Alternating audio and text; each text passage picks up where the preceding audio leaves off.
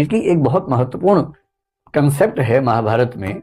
मैं आपको वो छोटी सी कहानी बताता हूं तो आप उसका आनंद ले पाएंगे कि भारतीय परंपरा में कितनी शानदार बात कही गई है। महाभारत आप जानते हैं क्या होता है ना। तो महाभारत का युद्ध चल रहा है कुरुक्षेत्र में, और युद्ध काफी सघन बिंदु पे आ चुका है, खतरनाक बिंदु पे आ चुका है।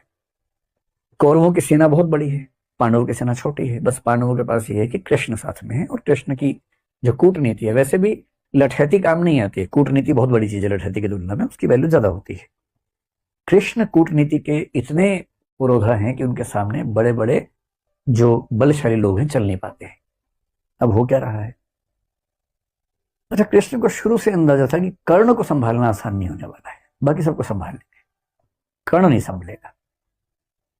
तो कुंती ने कर्ण से एक निवेदन किया, और कर्ण ने अपनी माता से कहा, ठीक है माता जी, आप निश्चिंत रहें, आपके 5 बच्चे बचे रहेंगे।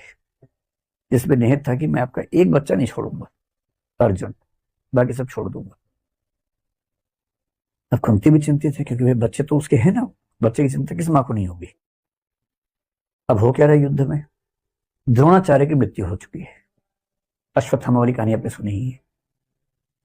भीष्म भी युद्ध लड़ने की स्थिति में नहीं है, वो शैया पे लेटे हुए हैं, युद्ध नहीं लड़ रहे हैं। बहुत बड़े बड़े सैनिक कौरवों की तरफ के खत्म हो चुके हैं, हार चुके हैं। कर्ण कंट्रोल नहीं हो, और पांडव उधेड़बुन में है। युद्ध के बाद शाम की मीटिंग चल रही है। युधिष्ठिर एक ऐसा व्यक्ति है जो बहुत ही विनम्र है, संयमित है।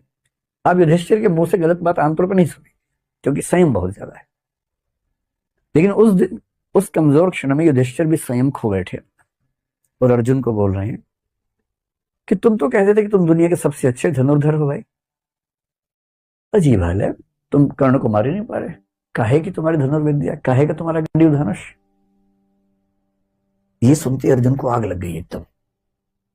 और अर्जुन ने एक कसम ले रखी थी, प्रण लिया हुआ था कि यदि कोई मेरे गांडीव धनुष का अपमान करेगा तो मैं उसका जीवन ले लूंगा। ये प्रण लिया हुआ था, प्रतिज्ञा थी। अब मामला फंस गया कि अपमान कर दिया बड़े भाई ने। बड़ा भाई और पिता परंपरा में एक ही माना गया है, तो पिता स्वरूप बड़े भाई ने अपमान कर दिया। अब अर्जुन परेशान है कि यार मुझे प्रतिज्ञा पूरी करने के लिए भाई का वध करना पड़ेगा। कृष्ण समझ गया कि ये मामला ठीक कर रहा हूं। कृष्ण उसके पास गया, बोले चिंता मत करो यार, रास्ता है इसका। क्या रास्ता है? बोले शास्त्रों में कहा गया है कि पिता का अपमान करना और पिता की हत्या करना बराबर बात है। तो तुम युधिष्ठिर का अपमान कर दो, तुम बड़े भाई के वध के पाप से मुक्त हो जाओगे।